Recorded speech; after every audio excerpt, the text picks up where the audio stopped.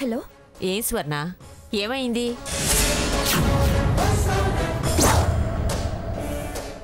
డబ్బు తీసుకెళ్లి వాళ్ల మొహాన్ని కొట్టి ఆ మంగమ్మకు బుద్ధి చెప్తానన్నావు. ఏం జరిగింది?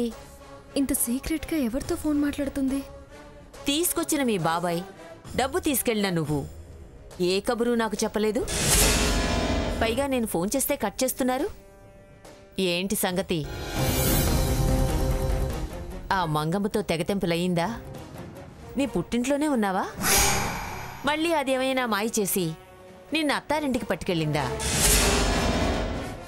నిన్న ఫోన్ చేస్తే దాని మాట వినపడిందేమిటి? భాగీరథమ్మ గారు, మీ దగ్గర డబ్బు తీసుకుని వచ్చిన తర్వాత ఏం జరిగిందంటే, ఇదిగో మీరడిగిన 15 లక్షలు. వింటున్నారా దాని మాటలు?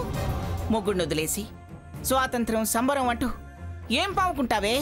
దాని బతుకు అది తగలేసుకుంటుంటే నిలబడి చూడాల్సిన అవసరం లేదు. పదండి.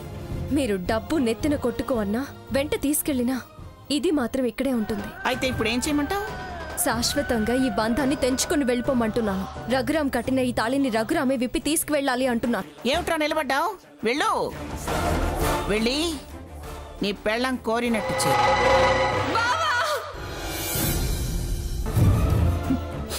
ఇప్పుడు మీకు కావాల్సిందే నేను కాపురానికి రావటమేగా. అంతే. సరే, నేను రావడానికి ఇప్పుడు ఒప్పుకుంటున్నాను.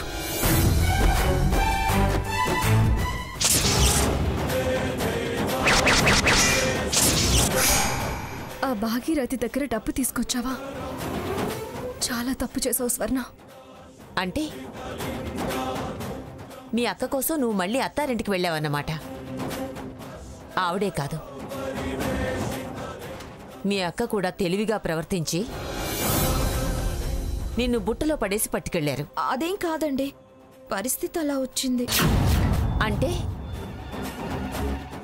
నేను డబ్బిచ్చి కూడా ప్రయోజనం లేకుండా అయిందన్నమాట. నీ లక్ బాగోలేదు, నా హ్యాండ్ బాగోలేదు, నాకు అర్థం కావటం లేదు. చూడు, ఎలాగూ మీ అక్క నువ్వు అక్కడికే వెళ్లారు కదా. అక్క కాపురం కాస్త కుదుట పడగానే నువ్వు మళ్ళీ ఆ మంగమ్మ మీద యుద్ధం ప్రకటించి నీ దారి నువ్వు చూసుకో. లేకపోతే అది నీ పిల్లాన్ని నీకు కాకుండా చేస్తుంది. అలాగేనండి. వీళ్ళు నన్ను సెంటిమెంట్తో లొంగ తీసుకున్నారు. నేను సమయం చూసి వీళ్లతో తెగదెంపులు చేసుకుని వస్తాను. మళ్ళీ డబ్బు అడిగితే మీరిచ్చింది ఉందిగా, దాన్ని విసిరి వాళ్ళ మొహాన్ని కొడతా. స్వర్ణ,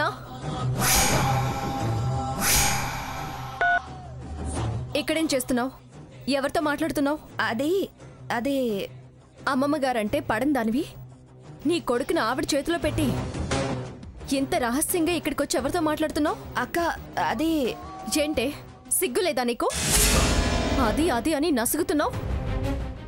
నువ్వు ఎవరితో మాట్లాడుతున్నావో నేను అన్నీ విన్నాను.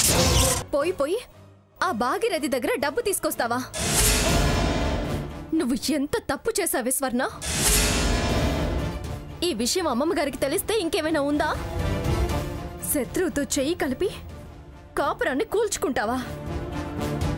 వాళ్ళెప్పుడు నీ కాపురం కూలుతుందా అని ఎదురు చూసేవాళ్ళు. నువ్వే వెళ్ళి వాళ్ళ చేతికి నీ జుట్టు అందిస్తావా? ఎందుకే ఇంత బుద్ధి తక్కువ పనిచేశావు? బుర్రలేదా నీకు? బాబాయ్ నమ్మితే మనకి మిగిలేది ఇదే. నీకు తెలియకపోవచ్చు గాని అంత వయసు వచ్చింది. ఆవిడ బుద్ధేమైంది?